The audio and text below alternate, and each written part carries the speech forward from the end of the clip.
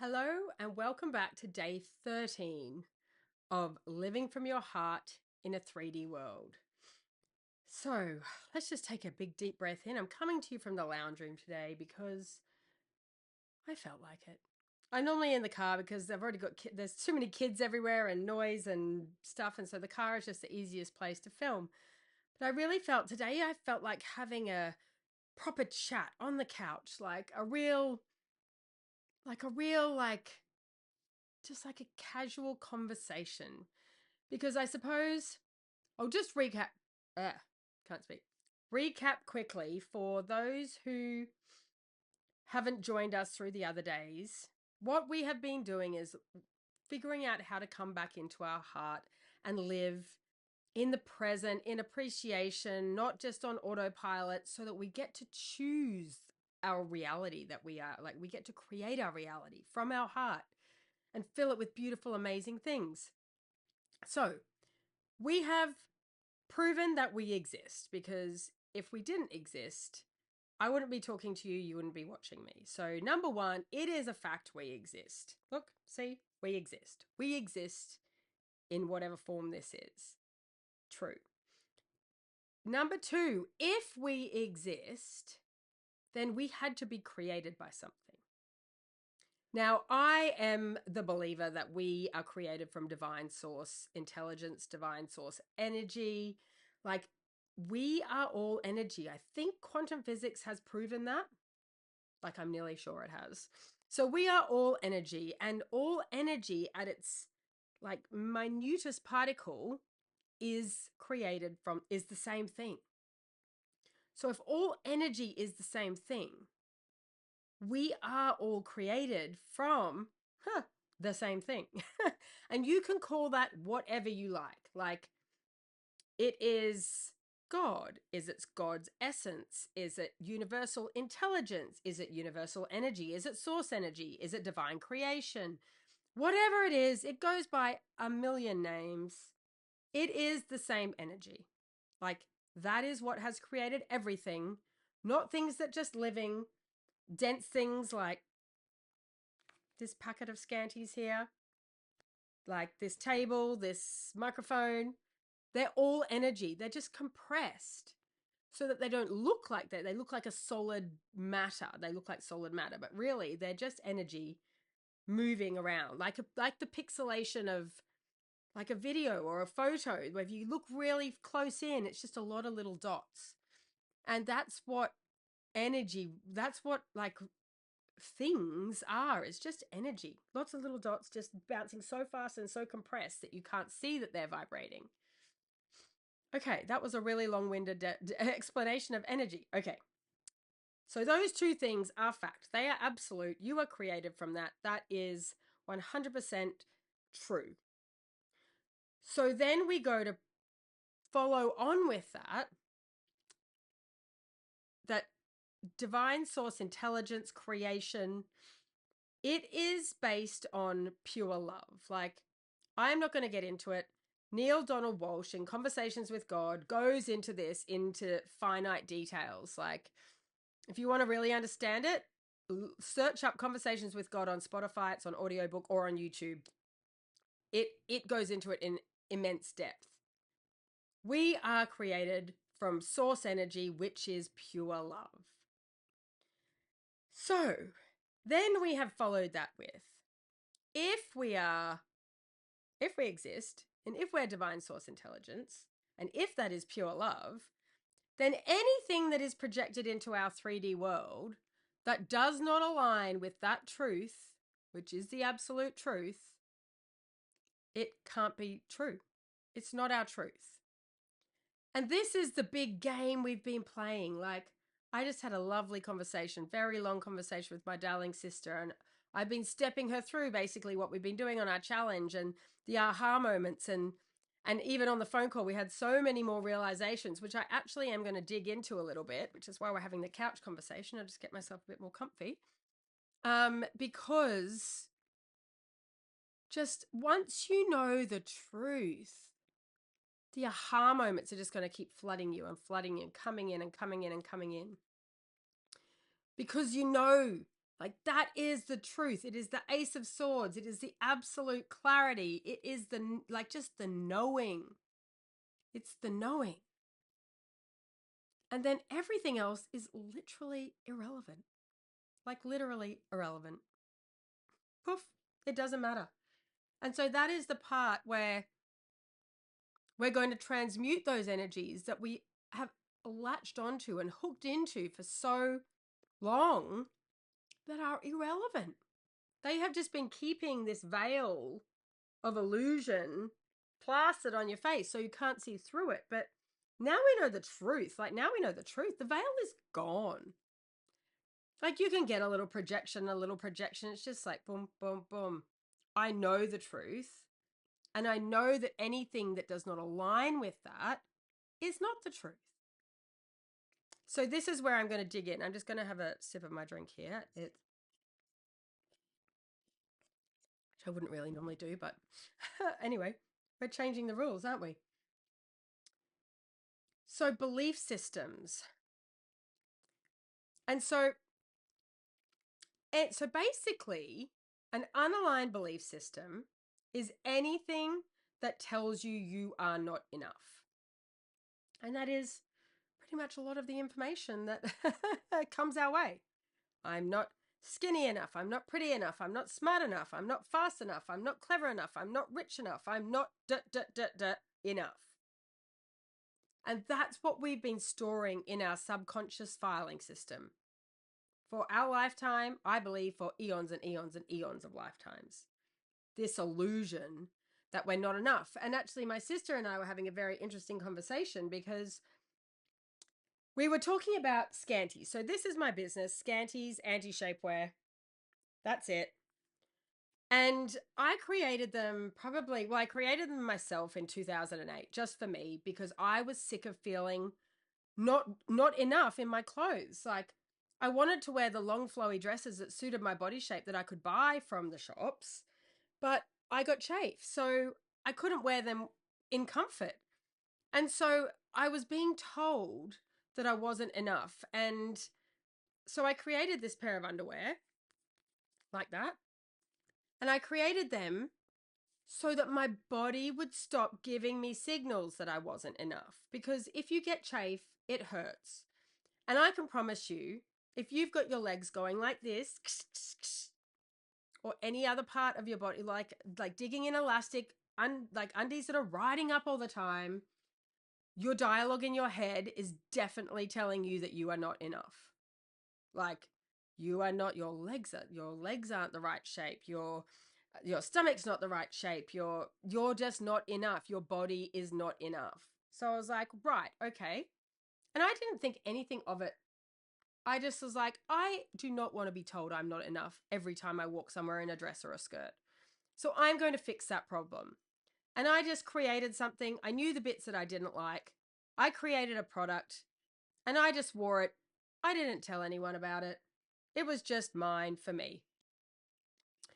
And it was like 6 or 7 years later, I think, when someone actually said to me, how can you wear skirts and dresses all the time? Because I did. That is my style. I love it.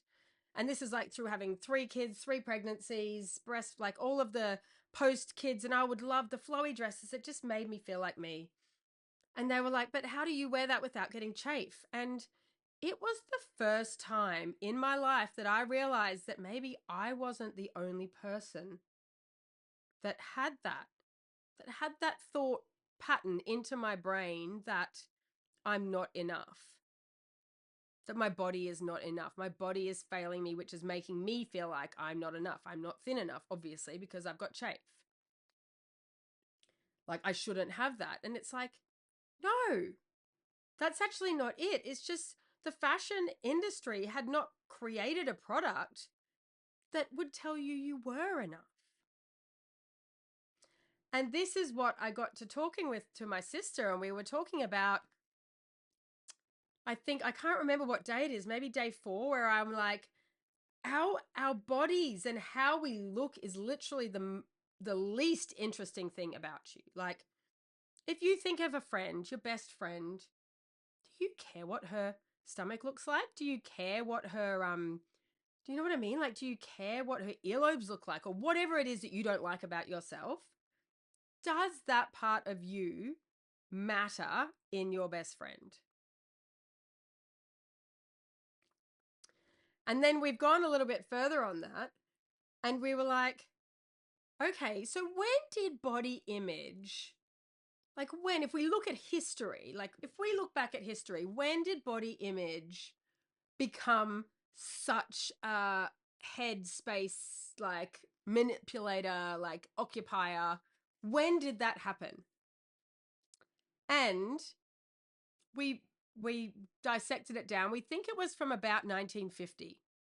And 1950, we'd had the world wars had ended. So before that, people were in survival. Like, you were on rations. People didn't have time to think about how their body looked. They were just trying to survive. And then in came the 50s and probably the birth of the pharmaceutical industry, because if you think about the magazines and you'll see those articles, which will be like an ad for some tablet that you take to keep you looking trim, and it's probably like some sort of methamphetamine or something. Like, back then all that stuff was legal. Like, they had Coke and Coca-Cola. Like, it was a minefield of pharmaceuticals out there. But from the 1950s until now, so I do believe that the body image, like, is being flipped on its head, like the negativity towards it. I believe our children aren't anywhere near as bad. I think that the cycle is breaking. So it's been about a 75-year period. Like, even like, I'm just thinking back to the funny, like the white wine diet and stuff, where it was like, okay, for breakfast, have a glass of white wine and a boiled egg and a black coffee or something. For lunch, one salad, a glass and a half of white wine, and I don't know, some tuna. And then dinner was like the rest of the bottle of white wine, some chicken and some vegetables. And that was an actual legitimate diet posted in, like, I don't know, it was the 50s, the 60s, or the 70s, but it was a real thing. But the point is that it's been about 75 years where we've been in this cycle of using our bodies to feel bad about who we are. And which is why I'm laughing at it, because once you know your truth, that you are divine source energy, that you are divine intelligence, like, the idea that our bodies, like these, what we call them meat suits, like what we have chosen to incarnate into, and you have chosen this, like the idea that it has like occupied so much of our mental capacity, I actually now find hysterical. But then my sister and I were just playing around with this because we thought, okay, so if we've only hated our bodies for about 75 years and all those other eons and eons of time, we haven't hated our bodies. Like, this is a new thing. Like, you've seen the sculptures, like there's like beauty and voluptuous, and you've seen the paintings, like Renaissance paintings. You've seen like the bodies that were in them that were celebrated. There is no hatred like there is towards our bodies in this generation, this 75-year time period. So then we obviously dug a little bit deeper into that, and we were just thinking, okay, if we incarnate into each lifetime to experience a different facet, like the 3D image scanning, like, I want to experience loss, like every single faceted way that I can experience. I want to experience joy in every single faceted way that I experience it. And there, I think it's Alan Watts that sort of says, at first we chose to experience all the good things. And then we were like, okay, now we're going to come in and experience all the bad things so that we can experience it as a whole, because you can't experience one side without the other. And so, wait for it, because this is an aha moment that me and my sister had. If we've experienced, like, and embodied all these other experiences on Earth, don't you think the final experience would be to hate the bodies that have allowed us to have these experiences? So I'm going to say that in another way. If we are divine intelligence and these soul essences that choose to incarnate down into an earthly form, human form, so that we can experience and embody the theoretical knowledge that we have of joy, pain, love, bliss, like hurt, sadness, that's not even a word, sadness, anger. Like, I would say that we were pretty much going to be in appreciation of these bodies that we are in for allowing us to have this embodied experience. So, don't you think that the final, like, cherry on top embodiment of experience, if we've loved these bodies for allowing us to have this human experience for so long and eons and eons and eons, the final twist is that, okay, let's choose a consciousness collective that's going to go down and decide to hate the bodies.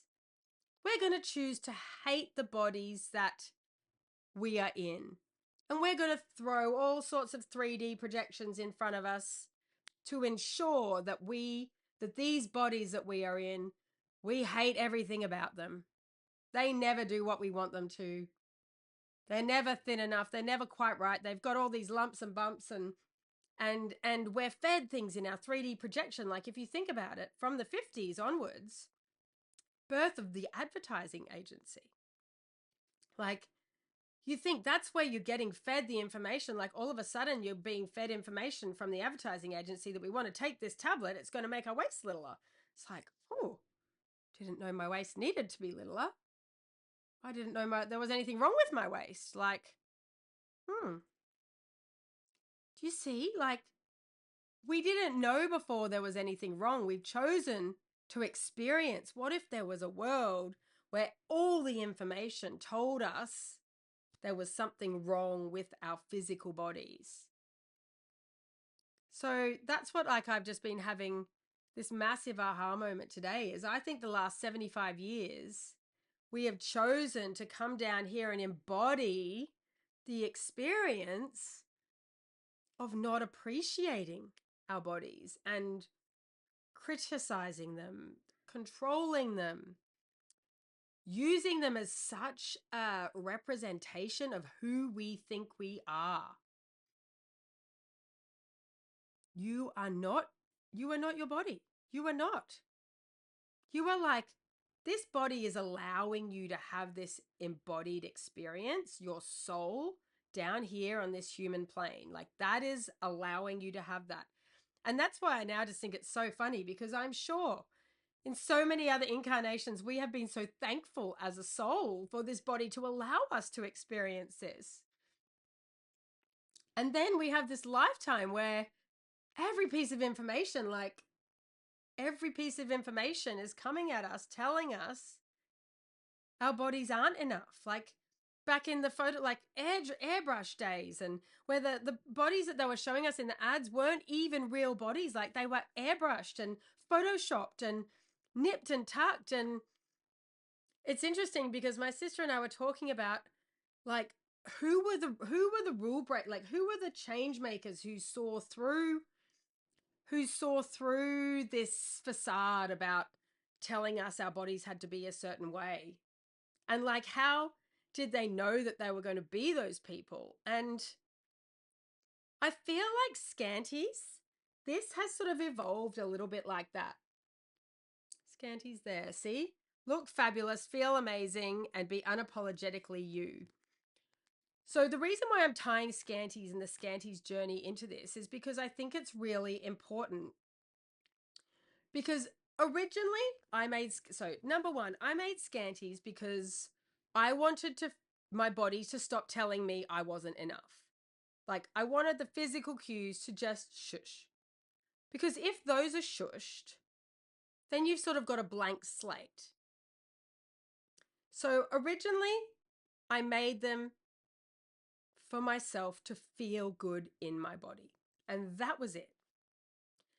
And then as it evolved, I realized actually other women want to feel good in their bodies as well. So I was like, okay, this might be a business.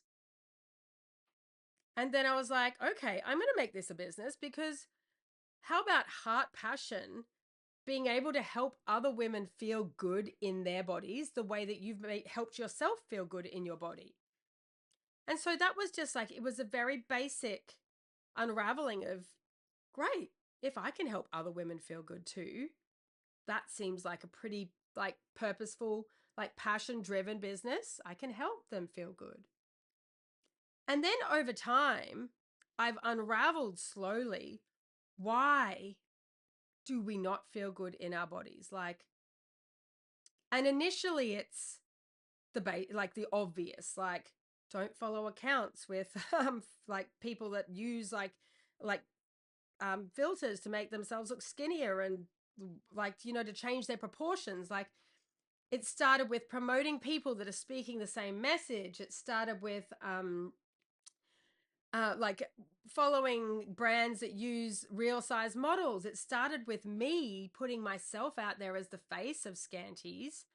Even though I am actually an introvert, I do not like to be out on center stage, but I knew that I had to in order to get this message out there, because you deserve to see someone who authentically has been where you've been. Like I have authentically been you. I have had thighs that rub that made me feel like I wasn't enough. Like I have been exactly where you are. Like, and not even to name the countless diets and exercise regimes and like you name it, I have done it. And I've even done anti-dieting. And anti-dieting is where you just don't diet, but then you put on weight, so then you feel guilty and shameful anyway. So you know what? It's all the same, and it's just where I've just chucked it right off because, oh, let's just take a breath. Because there's nothing actually wrong with you. You don't need to change. It's just identifying your truth first and then allowing yourself to see with the new lens of your truth all these underlying beliefs that you're not enough. So it's very easy now, like there was what's it called, oh, I can't actually say that probably. BS was called on the advertising industry and Photoshop and using models that they wanted us to aspire to these bodies that were unnatural and unachievable for the majority of us. Like I think the body shapes they use in a lot of advertising, only 5% of the population have those body shapes, and the rest of us will never naturally achieve them in a healthy way. So they were literally setting us up to fail. And in that failure, it was just that message of I am not enough. I am not enough. So then you add on to that shapewear. Like that's how Scanties evolved into an anti-shapewear movement. It evolved because I actually coined the phrase the day I saw Sarah Blakely from Spanx, and she did a video showing how she achieved this particular look, and you had to watch it as a video because no one would believe she could achieve it if she didn't show you the proof in a video. And then she proceeded to put not one pair of Spanx on, but layer it, 2 pairs of Spanx on to achieve this set look. And that's when I just threw down the towel and I was like, oh my God, when is enough going to be enough? Like when is enough? When is it enough? 2 pairs of shapewear, like two, like I was just like, we need to stop this. We need to stop telling people like the message out there that your bodies need to be shrunk to be accepted. Like we need to stop promoting that there's something wrong with you all the time. Like I understand Sarah had great intentions, but it's just enough is enough. Like any messaging that is promoting that you are not enough, it's not your truth. It is not your truth. And that is the part that we are going to transmute and get rid of. Anything that tells you that you're not enough. So anything. Because I can tell you 100%, because we know you exist, that you are divine source, energy, creation, whatever you want to call it, and that you are 100% perfect. Exactly as you are right now. And we need you to hook into that truth. Like you are made from the divine. Like you are the same energy as the magical sunset. Like you are the same energy as every single human on the planet. You are the same energy as every single animal on the planet. Like anywhere where you find joy and magic, that is you. And you are enough. Like you are enough. So I was trying to align like how scanty. So the anti-shapewear movement, it was like, it was enough to be told that our bodies needed to be shrunk and squished and made into shapes that we're not. Like, and you know how comfortable that is? We were made to believe that discomfort and like squeezing and shrinking ourselves into unnatural shapes was beauty. Like, how can putting yourself in an uncomfortable situation be beautiful? If you just like picture this. You've got two women. One is in two pairs of Spanx and you're at an event. Okay, you're sitting down because you know how practical that is in two pairs of Spanx. So you're both sitting down. This other one, I'll just pretend she's in scanties. She might be in nothing for all we know, but scanties feel like nothing, so I'll just pretend that. They're both sitting down, they're at an event, and it's a dinner. So put yourself in the body of the person wearing two pairs of Spanx. Like, just imagine the tightness around your stomach. Like, it's sort of digging in. It's feeling a bit like, oh, like that. It's a light pain. It's not a full blown pain, but it's just like it's like that squeeze of discomfort. Like, oh, it's just, it's like, I'm okay. Like, I'm surviving. And then the girl that is just sitting next to her, she's eating her food because she doesn't have to think about, is it going to fit in there with the two layers of Spanx? Like she's drinking, she's having a whatever she's drinking, she's laughing, she's moving around, she's like she's like embodied in presence and joy, and the other girl is just feeling miserable. And what's like, I'll actually remember some friends. I was speaking at a school, a big school luncheon. It was one of my first public speaking events for people that I kind of knew. And at the end, I was texting the coordinator and she said, "Oh, I wish I'd been in your scanties because I couldn't flop on the couch after the event because I had my Spanx on." And this lady was a size 4. Like, she was tiny. I was like, why are you wearing Spanx? Like, this message that we are not enough is not discriminate against anybody's shape. Like, everyone feels like they're not enough. Everyone feels like their bodies need changing. And I know this has been a really big rant party, but I think that our bodies are just like a 3D representation of everything that's going on in our heads. So I think we channel our not enough feelings into our bodies. Our bodies become the scapegoat. I think because they're something that we can like manipulate and control, we can starve them, we can over exercise them, we can we can do stuff to either confirm or deny if we are enough. And so then comes the big battle of, are we in starvation control mode, or are we in effort mode, overindulge? Like, who cares? I give up. Like, I give up. And then there's that real fine line between like, you don't even know, it's on autopilot because it's so ingrained, like trying to remove it layer by layer. And I think that's what started this whole living from the heart challenge, because I think our bodies are just a tool that our programming, our underlying belief system, like has us shackled to. I think we're shackled to them, to how we feel about our bodies. We're shackled to the incessant chatter that goes on. Am I having a good day? Am I having a bad day? Is it a cheat day? Is it am I like doing intermittent fasting today because I had a bad day yesterday. Like where where does it stop?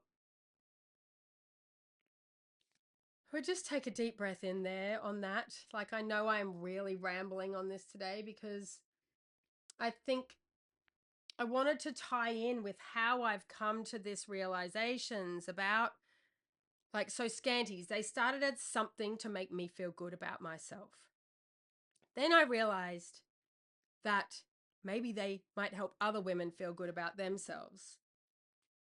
And then I realized this bigger, like it was bigger, it was enough to turn off the body, like shame and guilt that things like chafing and riding up underwear and digging in waistbands would bring about in our brains, like turning that off. But then anti-shapewear is more than just about feeling comfortable in our physical. It's about the emotional shapewear removal that is like suffocating our souls.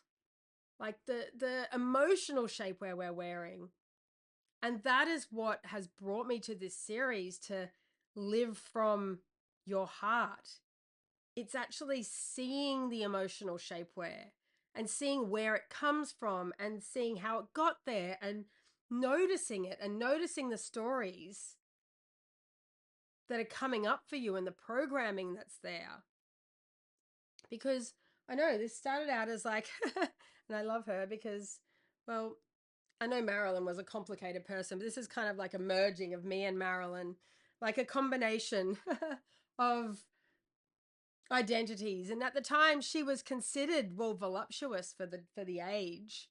Like, she wasn't voluptuous in our terms at all, but at the time, she was considered voluptuous. And at the time, she was also considered quite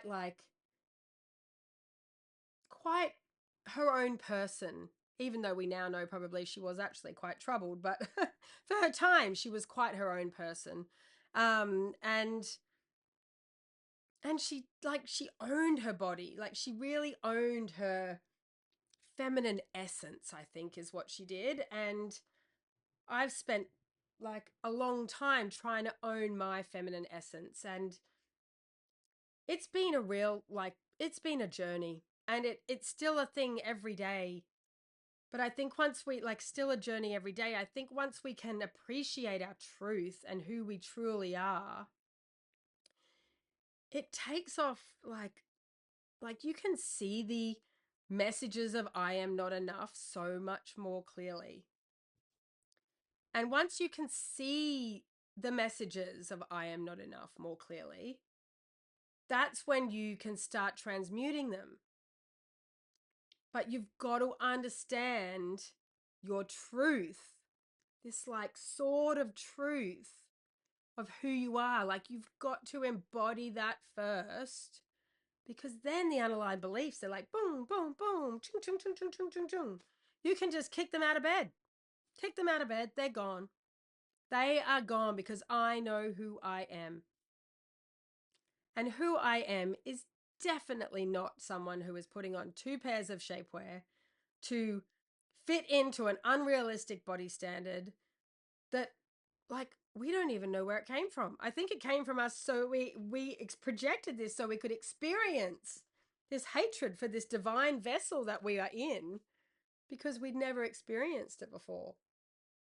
So I don't know, this has been way too long, this video, so I am going to leave it here. But just notice the emotional shapewear you're wearing. And if you're still wearing physical shapewear, ask yourself why. Why are you wearing the physical shapewear? Why do you feel like you need to be compressed into like a form that is not all your raw beauty? I don't even know if that's even the question. Like, you do you. um, if it makes you feel enough, do it. That's what it is. If you're coming from a place that I am enough because I know my truth and you want to wear shapewear, go for it. But for me, I am enough is feeling like comfortable and at peace and at ease with my body. Being able to breathe, because our breath is our connection. up through, like up through to our soul essence, which is in the universe. It's the energy all around us. It's connected to absolutely everything. And it is enough, and you are it. So therefore, you are enough. Okay, I love you lots. That was a very large day 13, but needed to come out, I suppose. I hope that you understood where I was coming from. I will cut this one up into shorter ones because it is very long, but love you. Day 13. Bye.